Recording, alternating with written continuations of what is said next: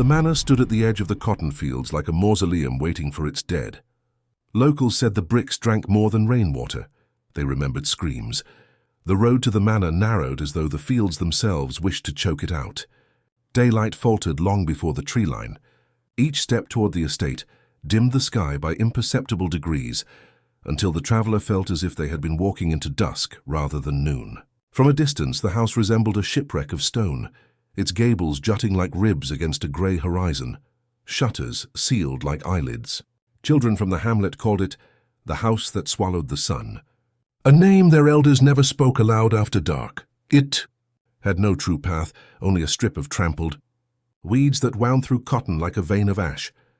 The cotton stalks, pale and skeletal, reached up in strange angles, brushing at the knees of anyone who passed as though pleading to be taken away. Every season, the soil near the house stayed sodden and dark even in drought, a patchwork bruise that refused to heal. Inside, rooms yawned with a smell of old earth and iron. Paint blistered like scabbed flesh. The air was thicker than dust. It held a taste, faint but metallic, that clung to the tongue. On the western wall, sunlight fell weak and distorted through leaded glass, casting bars rather than beams. It was said that the windows once drank so much of the day that the house had forgotten how to reflect it. Long ago, a family named Beaumont built it, wealthy planters whose fortune withered as the war crept south. Servants vanished first, then livestock, then the youngest daughter. Some whispered she had run into the swamp. Others claimed she was swallowed by the house itself, her cries muffled behind bricks that drank more than rainwater. The story endured like mildew, unwashed and unblinking, a rumor that outlived the last of the Beaumont line. "Don't touch the walls," an old farmhand muttered once to a passing peddler. His voice trembled like a cracked bell. They remember hands, and they remember who left. Even at midday, the hallway lamps refused to light fully, their wicks smouldering as if starved of breath. Floorboards groaned beneath invisible weight, not the usual sigh of timber, but a drawn-out drag like someone shifting chains from room to room. The grand staircase bent subtly inward, as though the house had been leaning on it for years, pressing its weight downward into the soil. At the threshold of the ballroom, where plaster cherubs once held garlands, something colder than draught lingered. The mirrors were shrouded with yellowing cloth, but shapes bled faintly through, tall as women, thin as drought-struck trees. On storm nights, the townsfolk claimed you could see candlelight there, a tremulous glow pacing from window to window, and sometimes a figure at the balcony rail, pale as scraped bone. "Not all ghosts wear white," said a voice once, almost too low to be heard. It was unclear whether the whisper rose from the marble hearth or from the throat of the woman sweeping its ashes. She did not look up when she spoke, and when the visitor blinked, she was gone, leaving only a broom fallen across the rug like a crucifix. Upstairs, bedrooms lay in rows like coffins on display. Wallpaper peeled in curling tongues. Someone had scratched words into a bedpost, the letters blurred by time but still sharp enough to sting the skin if you traced them. Beneath one window sat a doll missing both eyes. Its dress, though rotted, bore a seam of darker stain at the hem as though dipped in something heavier than wine. Day breeze moved through no window was open, tugging faintly at the doll's ragged sleeve, until it lifted like a hand in farewell. In the attic, the air pressed close as a damp veil. Wooden beams glistened though no rain had reached them. At the far end stood a trunk of blackened cedar, its lid warped but locked. The metal had rusted to the color of dried blood. When the traveller set a palm upon it, the wood pulsed once, soft but unmistakable, as if something within had drawn a slow breath. Downstairs again, the kitchen fireplace loomed black and yawning. Hooks still dangled from the soot-streaked lintel, swaying though no one had touched them. In the ashes lay fragments of porcelain dishes, each with a hairline crack shaped like an open mouth. The back door hung crooked, opening not to the yard but to a stretch of darkness where the earth dipped unexpectedly. The locals said there was a cistern there once, but now only a pit remained, lined with stones that sweated and hummed on hot nights, and still, no matter how the visitor moved from room to room, daylight stayed behind, caught in door frames like cloth on a nail. By the time they reached the front hall again, shadows had lengthened across the parquet into finger-like streaks, grasping at the boots. Outside the windows, the cotton fields had turned the color of pewter. Above the house the sky trembled with a low-lying haze, neither cloud nor smoke, as though the sun had been swallowed whole and was struggling to burn its way back out.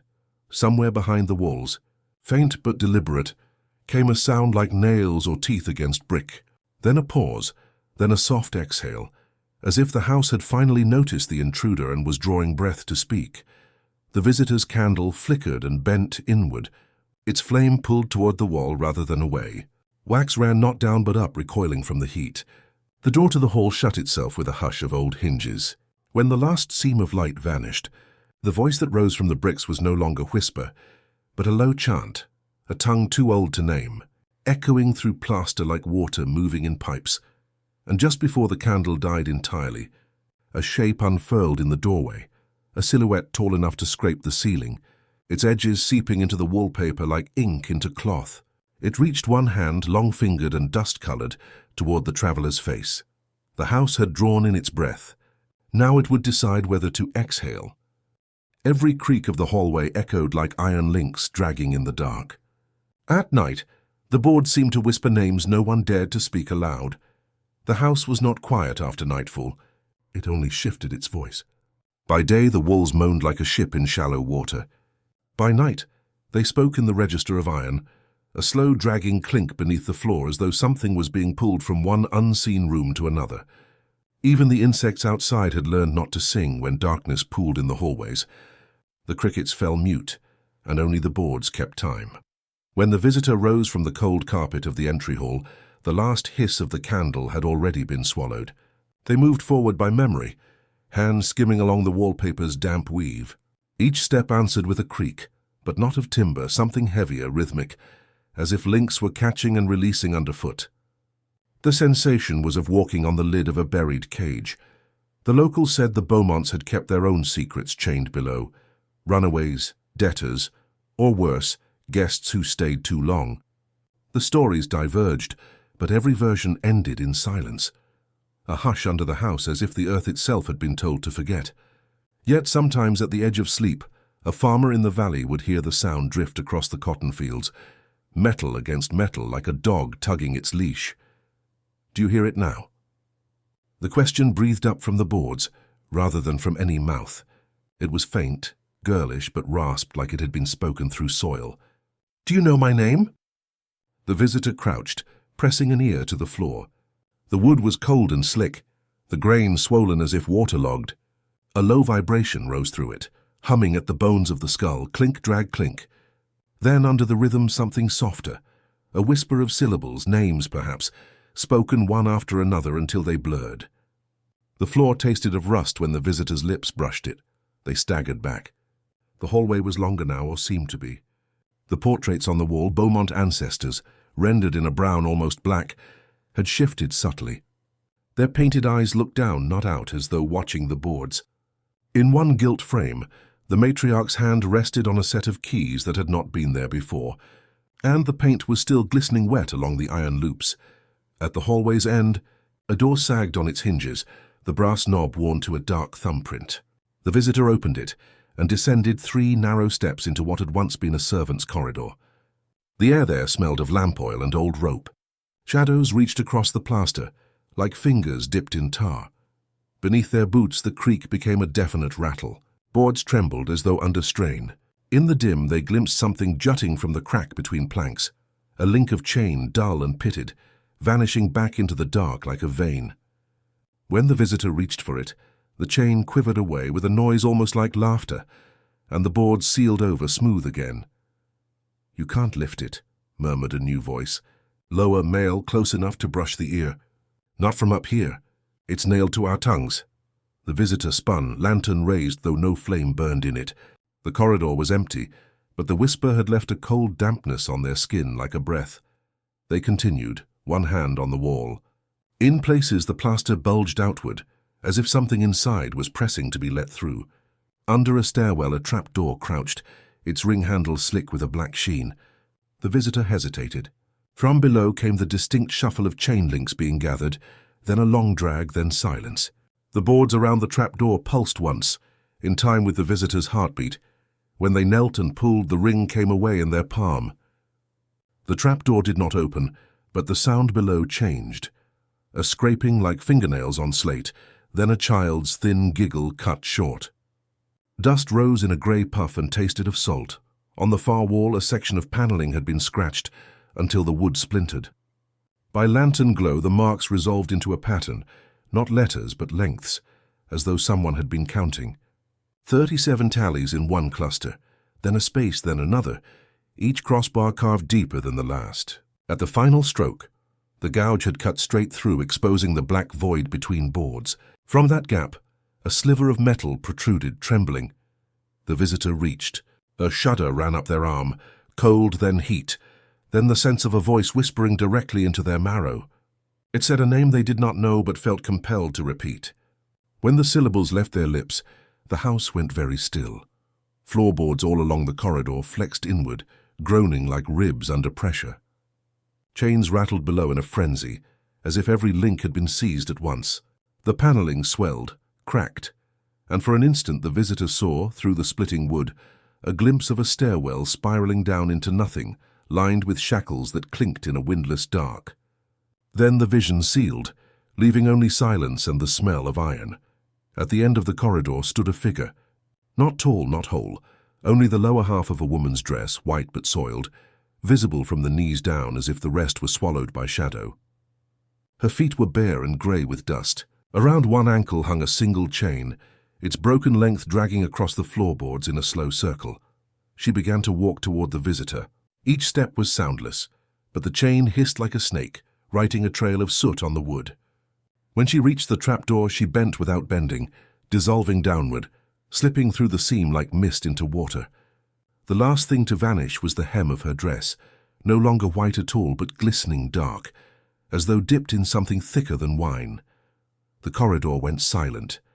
Then, very softly, the boards beneath the visitor whispered a name, their own, and the trapdoor gave a single heartbeat pulse, waiting. By daylight, she glided across the veranda like a phantom of silk and lace. By night, the hem of her dress was rumoured to drip with something darker than wine. Dawn never really arrived at the Beaumont Manor. It only paled. The cotton fields lay under a sheet of mist that looked poured rather than risen, and the house's windows reflected nothing back, as if the glass had grown tired of daylight long ago.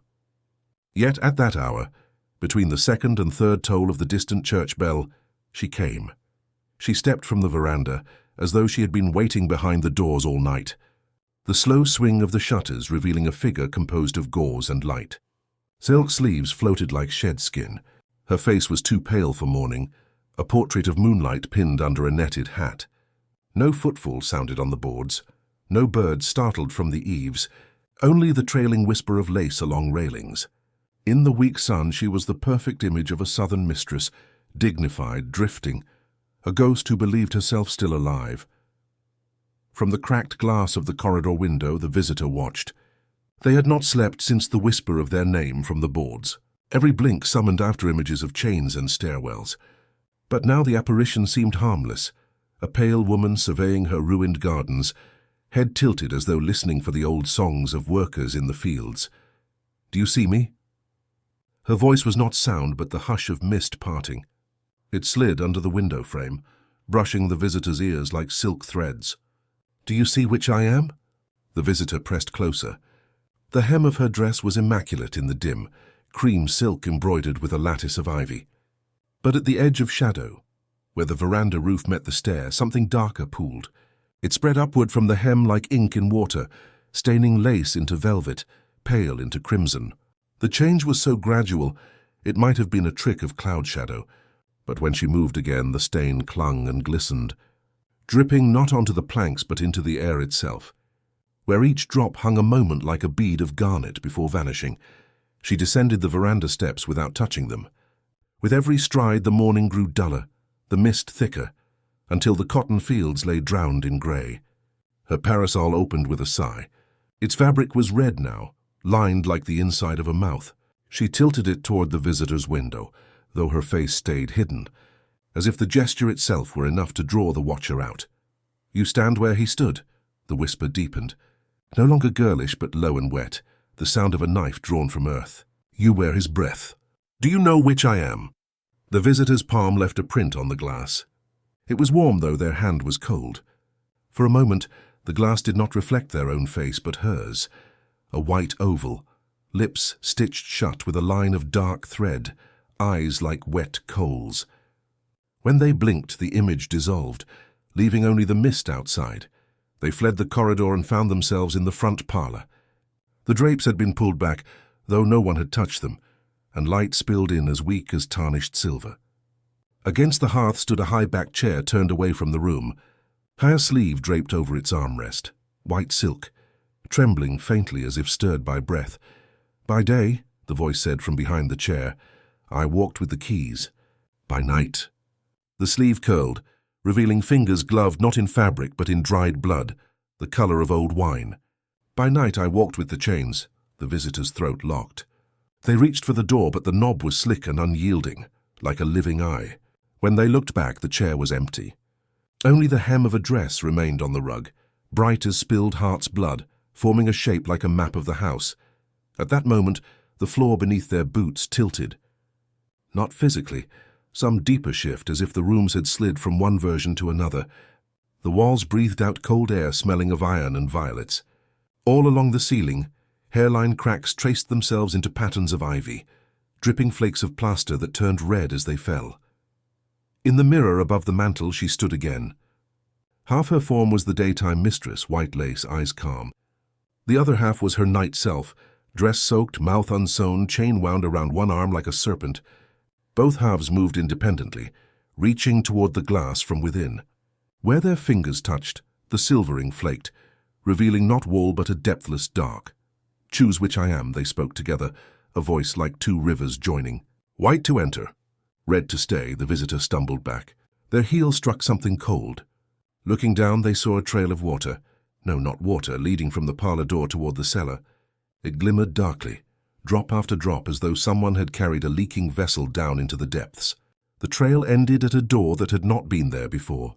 Narrow, made of brick dust pressed into wood, a prayer scratched into its lintel. Behind it, faint but unmistakable, a candle flickered once without dying. In the cellar, a faint etching trembled under a crust of mildew, a plea, a curse, or both. When read aloud, the air grew colder, as though the walls themselves inhaled.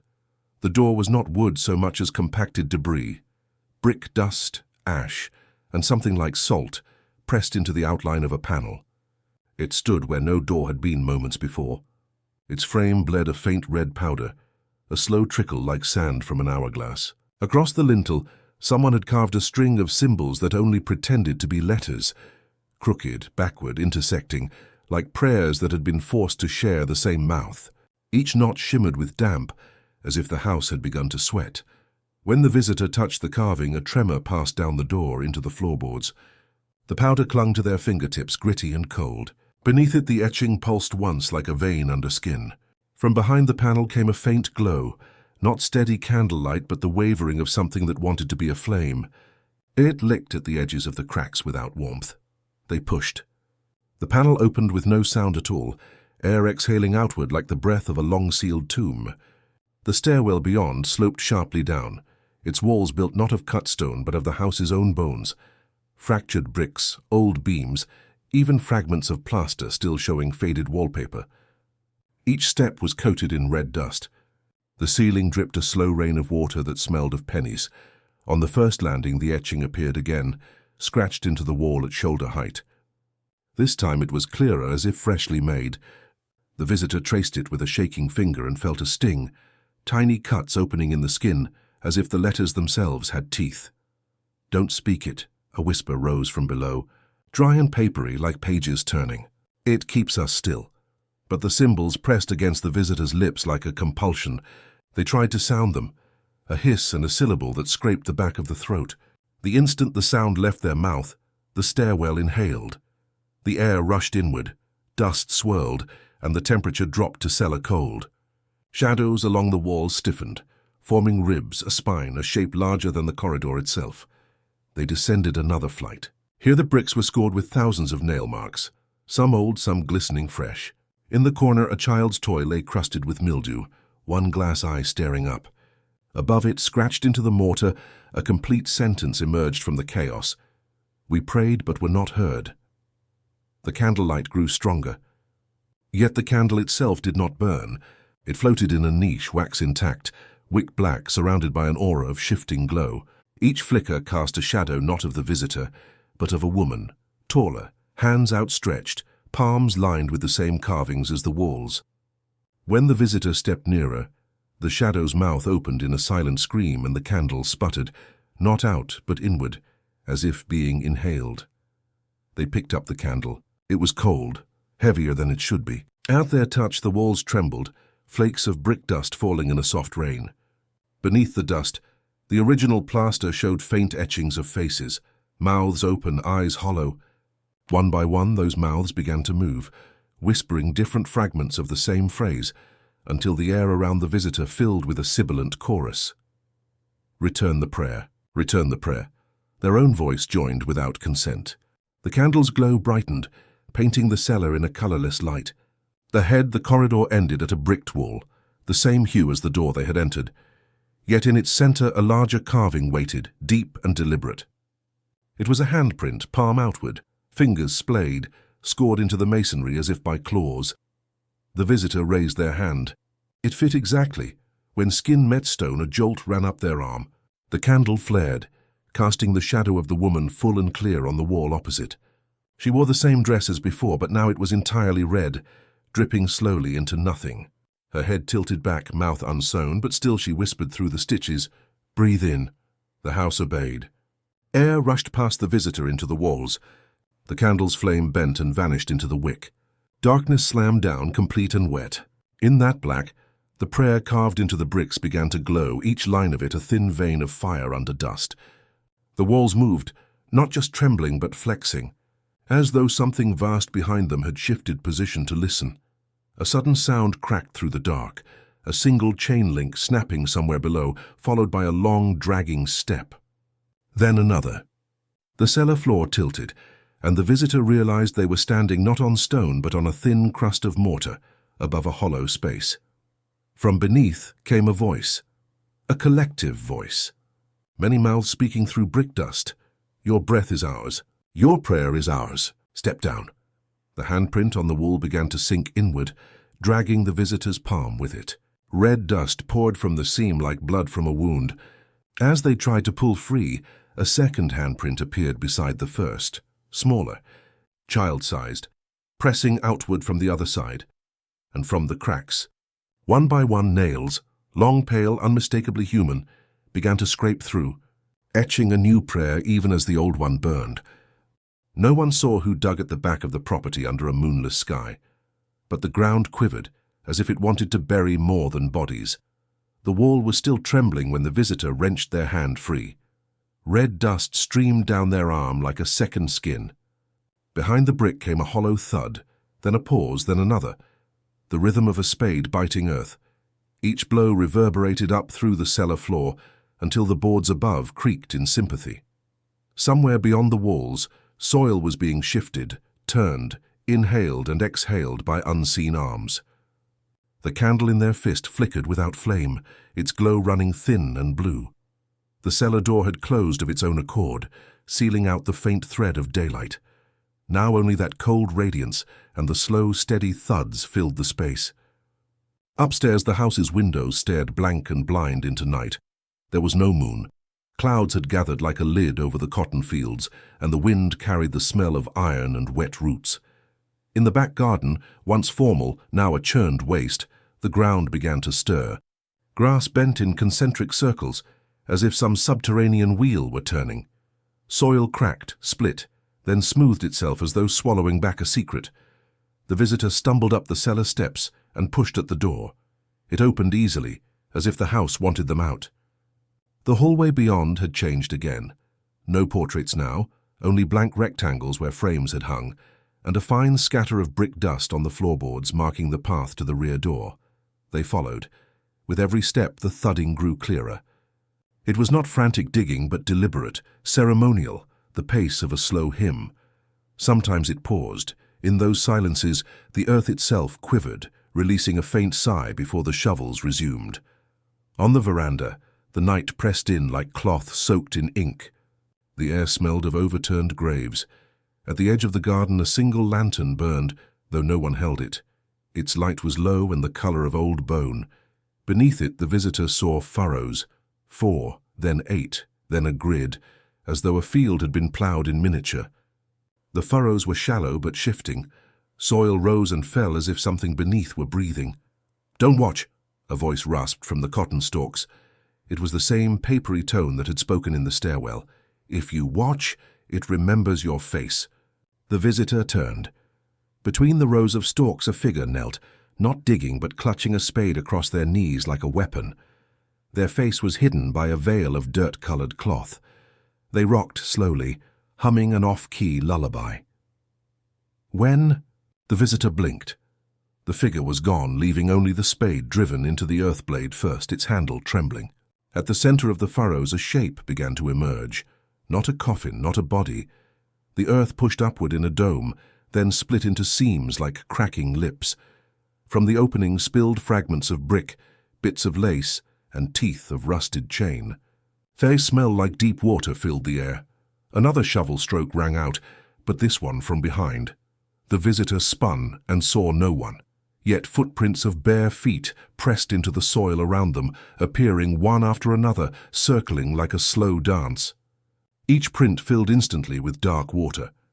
From that water rose the faint reflection of a woman's hem, white at first, then red. The lantern's flame bent toward the dome. The soil there shuddered and peeled back to reveal a stair descending into blackness, carved not of stone but of interlocking bones. At its lip stood a single candle, its wax unspent, its shadow forming the silhouette of the mistress. She raised one hand, palm outward, fingers etched with the same prayer from the cellar. "You dug us down," she whispered, a chorus of mouths in one voice. "Now we dig you up." The visitor stepped back. The ground shifted under their heel, soft as a lung. All around the furrows began to fill themselves in, soil rising to erase prints and pits. But the stair stayed open, widening with every heartbeat, its steps slick and pale. The sound of shovels grew louder, multiplied, until it became a rain of dull blows coming from below. From the stairwell, a breeze exhaled, carrying the smell of violets and iron. It touched the visitor's cheek like a wet hand. At its edge, something gleamed, the tip of a key just visible above the soil, rattling in time with the invisible digging. Then, without warning, the lantern blew out. The garden plunged into perfect dark.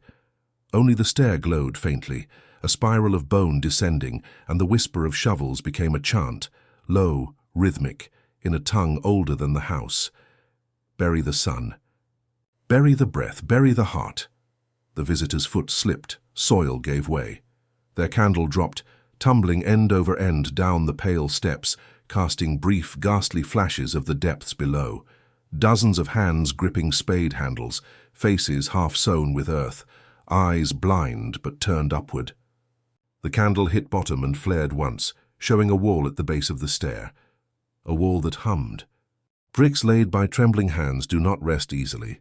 Some nights a low hum thrummed through the mortar, like a hymn no church would claim.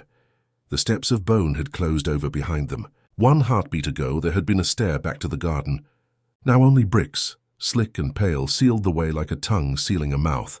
The visitor stood alone at the base, the candle spent, the air heavy with the damp smell of basements and bodies.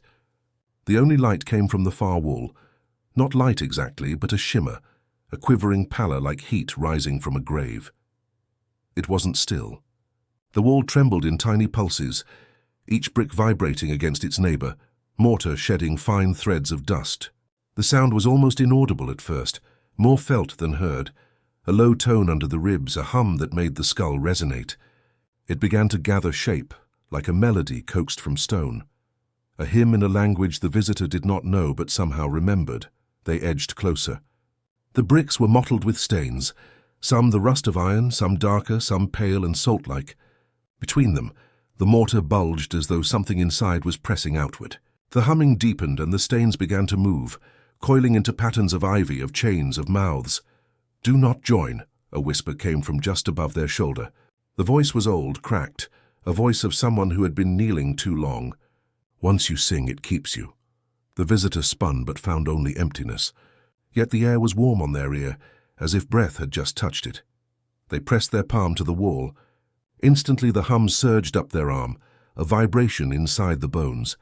The bricks beneath their hand were not solid but skin-warm, almost pliant. Their pulse and the hum began to synchronize until they couldn't tell which was which.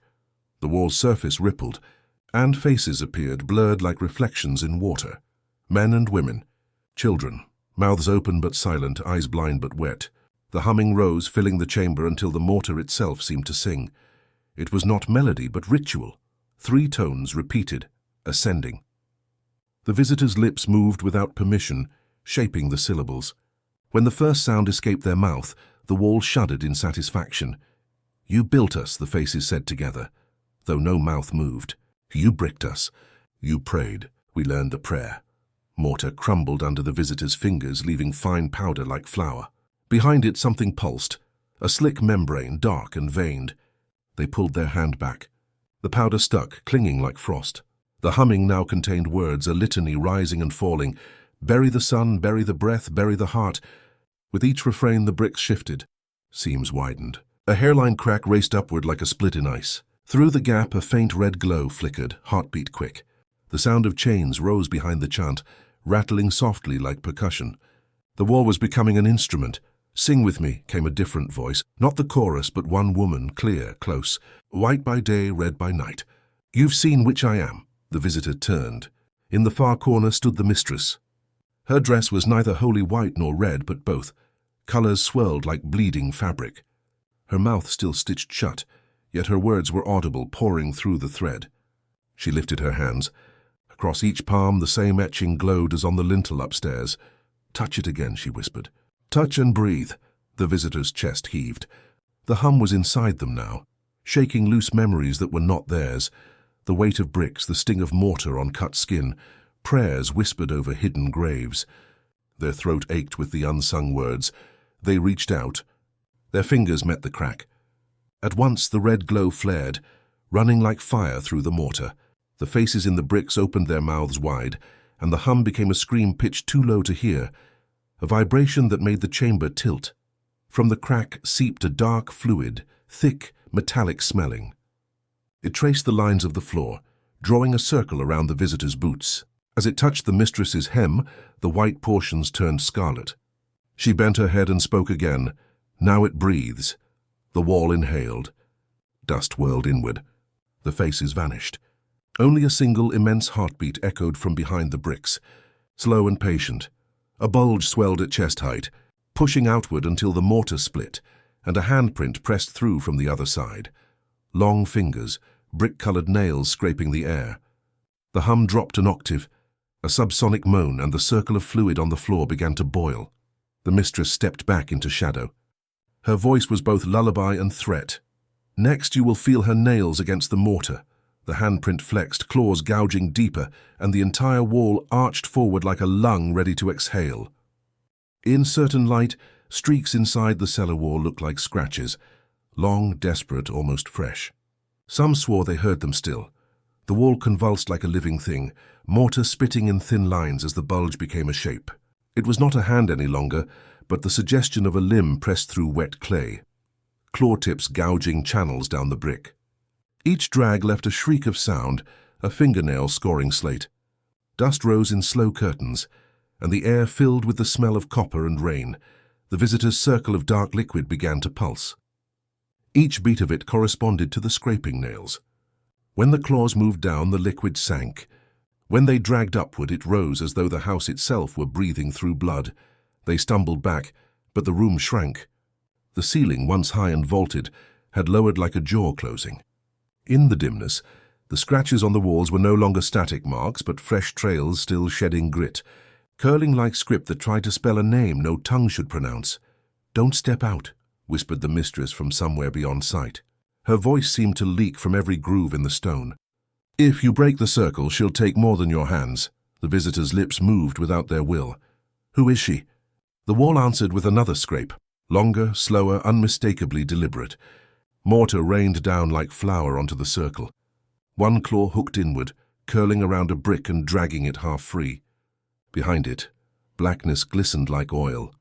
She was the first one buried, the mistress murmured. And the last one left. Another claw joined the first. Now 2 furrows scored down. The face of the wall bulged outward, and a narrow slit appeared between bricks, breathing damp, warm air. It smelled like soil turned for the first time in centuries. The visitor crouched, compelled. Their fingertips hovered a breath from the scratches. The hum from the previous chapter had become a low croon, almost lullaby, and hidden inside it the faintest click of teeth. When their skin brushed the gouge, it was hot. Not the heat of fire, but the heat of an animal's throat. Beneath the surface, something flexed. A tremor ran up their arm, and images spilled into their skull, nails tearing at stone until they bled, lips mouthing prayers until the tongue went dry, eyes straining at darkness until they saw the shape of God, and found it hollow. "You put her here," said the mistress, closer now. "You built this room. You sang while you walled her up. Do you remember?" The visitor swayed. The scratches beneath their palm deepened on their own, pushing inward as if eager to pull them through. For a heartbeat they saw not brick but bone, ribs fused into a cage, nails like beaks clattering in the dark. The slit between bricks opened further. Her single eye peered through, bloodless white with a pinhole pupil unblinking. Around it the mortar wriggled like worms. The claws began to tap in rhythm, accounting out 3 slow beats. The liquid at the visitor's feet boiled harder. "Join her," the mistress breathed. "Or let her join you." The claws hooked the edge of the circle, dragging the dark fluid toward the opening. It hissed on contact with the brick, leaving a glowing smear like molten iron. The humming returned, louder, and now it carried words in a child's cadence. Scratch to breathe, scratch to see, scratch to leave. The visitor's nails scraped the air, mirroring the rhythm without meaning to. Tiny crescent cuts appeared on their fingertips, bleeding into the powder. The eye behind the slit widened. A tongue of shadow flickered out, tasting the air. The ceiling bowed lower still. Scratches appeared overhead, parallel lines that bled mortar dust. The entire chamber was now a throat, and they were inside its swallow. Then abruptly the mistress stepped fully into view.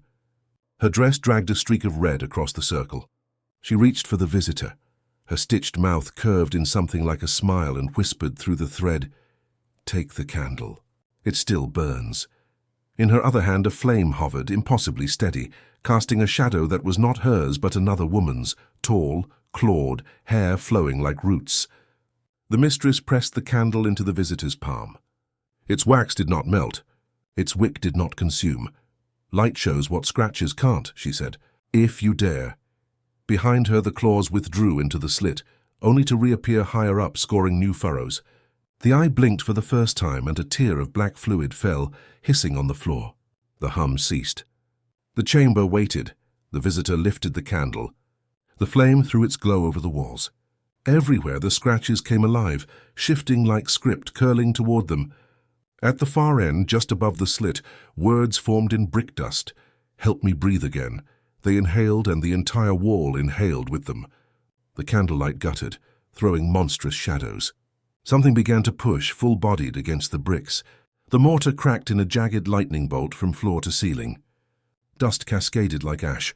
A hand, no longer claw but fully human, pale and wet, slid through, palm open, nails long and filthy. It groped the air, feeling for theirs. The mistress whispered one last time, the words heavy as a tolling bell. "Touch her, and the candle will never die." The hand reached farther, fingers stretching toward the flame. A single candle burned in the cellar, its wax never melting. Each flicker cast the shadow of a woman who should not be standing. The flame quivered like a living pupil, but it did not shrink. In the visitor's grasp it felt weightless, a column of light detached from time. The pale hand that had pushed through the cracked brick reached toward it, but stopped a hair's breadth short, as if some unseen tether held it back. Droplets of black water slid from its fingertips and hissed as they struck the floor. The candle gave off no warmth, only a faint smell of beeswax and grave soil. Yet its glow made the scratches writhe. Along the walls the gouges rearranged themselves into spirals, then chains, then mouths opening in unison. In each flicker the visitor saw the shape of a woman, taller than the mistress, hair hanging in matted strands, shoulders stooped like a beast, but still undeniably human. "Do not let her hold it," whispered the mistress. She had drifted to the opposite side of the circle, her dress soaked from hem to waist. Her stitched mouth didn't move, yet the words poured from her thread like steam. Once she holds the light, it will feed her, and she will rise, the pale hand flexed, palm up, beckoning. It opened and closed with slow patience, claws retracting into nails, nails into fingers. Through the gap in the wall, a second hand appeared, then a shoulder, skin grey as unbaked clay. A low moan vibrated from behind the bricks, not anger but hunger. The visitor's throat ached with the urge to speak. The candlelight trembled, casting two shadows on the wall, their own and the woman's. But the woman's shadow moved first, turning its head, lifting its arms, even when she herself had not yet fully emerged. "What are you?" the visitor asked. The shadow's lips moved. The pale hands stilled. Then a whisper so soft it might have been inside the candle flame. "I am what you buried." The circle of black fluid at the visitor's feet had gone still. It reflected the candle's flame like a star in a night pond. In that reflection, the woman was already standing, whole, hair cascading, eyes bright as ash. She smiled from the water and reached up. The mistress's voice sharpened. "Snuff it now. Blow it out. It will not go, but at least she cannot drink." The visitor raised the candle to their lips. They blew. The flame leaned sideways, but did not dim. They blew again. It flickered but held. The wick remained whole, the wax unscarred. The smell of grave soil deepened until it became suffocating. "She gave it to you," the pale voice hissed from the wall. "She keeps me. Give it back." The fingers darted suddenly, faster than any living thing, scraping at the edge of the circle. Sparks leapt from the candle. The scratches on the walls flared red. All at once the humming returned, this time a high, thin note like glass about to break. Dust rained down in sheets. The visitor clutched the candle to their chest. It pulsed against their ribs like a heartbeat.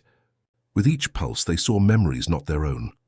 A cellar full of candles that never burned down, each one a life taken.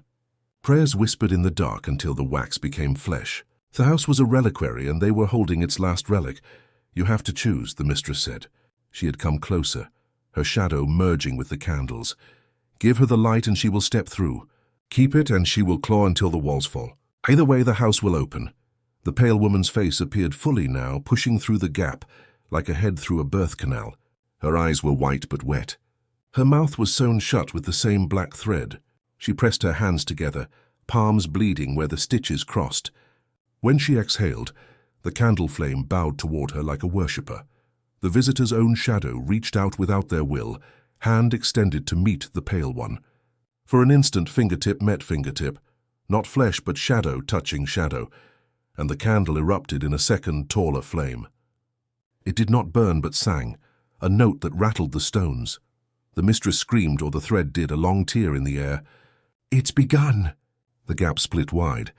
Bricks tumbled outward. The pale woman forced one leg through, then the other, dragging herself as if up from a well. Each movement scored new gouges in the floor.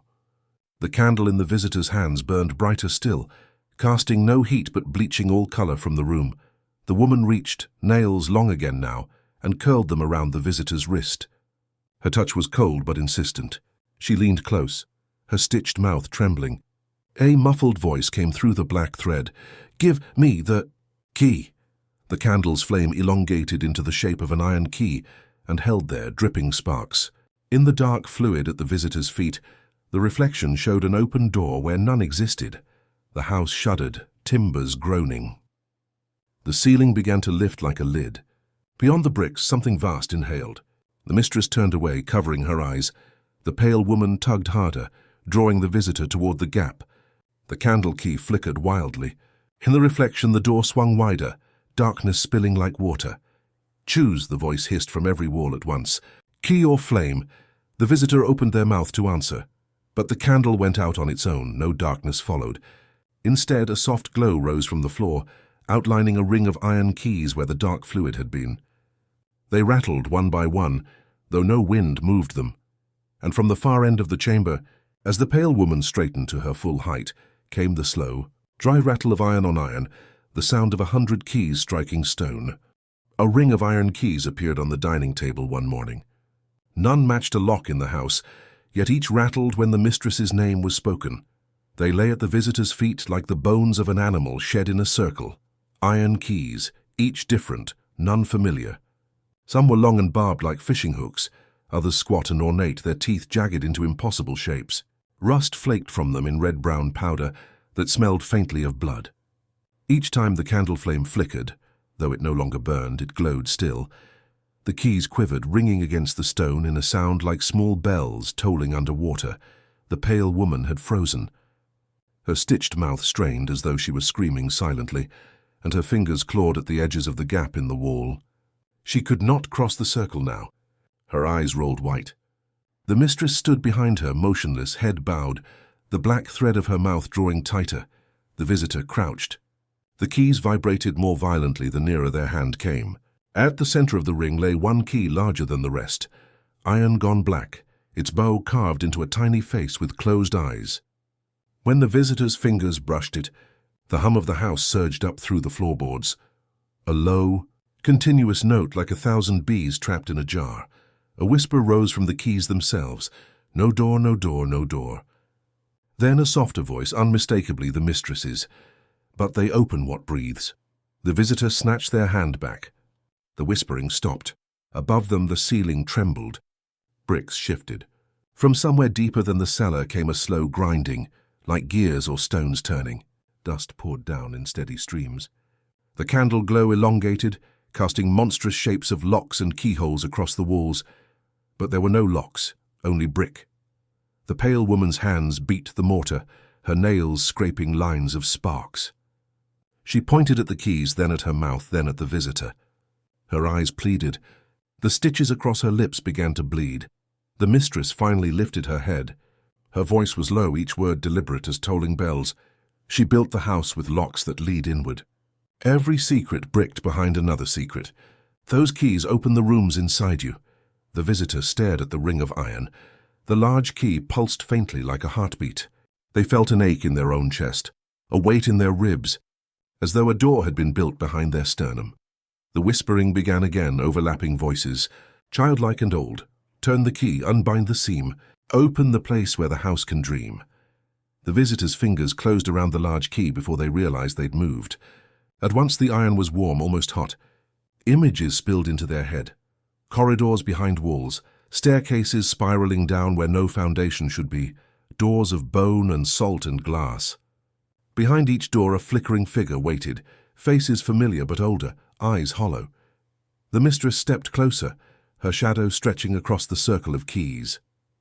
"If you turn it," she said, "the house will breathe again." The pale woman pounded the wall, desperate now. The stitches at her mouth tore, a thread snapping with a wet sound. Through the gap came a single word, ragged, furious. "Please." The visitor raised the key. The candle glow condensed into a thin flame at its tip. The ring of lesser keys rattled in unison, a sound like chains dragged across stone. The air thickened, heavy with damp earth and old prayers. Somewhere above a door slammed. Though there were no doors to slam, they turned the key. At first, nothing happened. Then the stone under their feet shifted. A seam appeared in the floor, spiraling outward like the shell of a nautilus. The keys fell into it one by one, each clinking into darkness, ringing like drops into a deep well. The seam widened. A draught rose, cold, wet, smelling of cellars and graves. The candle flame bent toward it. The mistress smiled, her stitched mouth stretching, thread creaking. "Now," she whispered, "you'll see what you buried." The spiral opened fully. Below yawned a stair, narrow and wet, descending into a darkness that pulsed like a throat. The last key slid over the edge, spinning as it fell, and the sound of its impact was like a bell struck far below. The pale woman pushed both arms through the gap, reaching toward the stair, but an unseen force held her. Her nails scored furrows in the stone as she scrabbled. Her voice came through the torn stitches as a rasp of air. "Don't go."